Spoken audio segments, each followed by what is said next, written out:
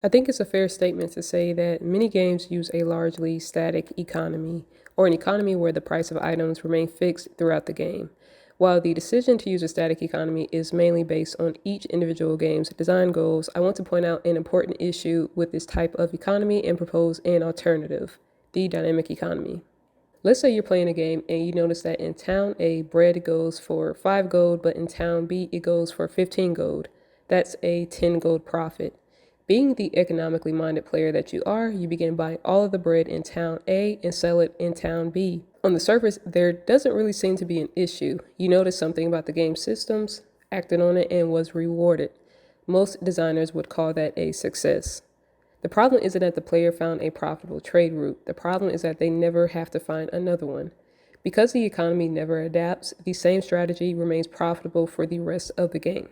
One infamous example of this is the cowhide exploit from The Witcher 3 Wild Hunt. Players discover that they can repeatedly kill cows in White Orchid, loot their hides, meditate to make the cows respawn, and sell the hides for a steady source of income. The issue isn't that players can exploit the economy.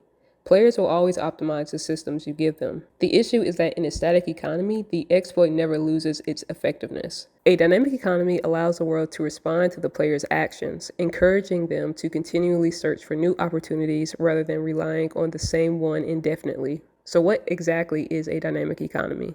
In short, a dynamic economy is an economy where the prices of items change over time instead of remaining fixed. Of course, this raises another question.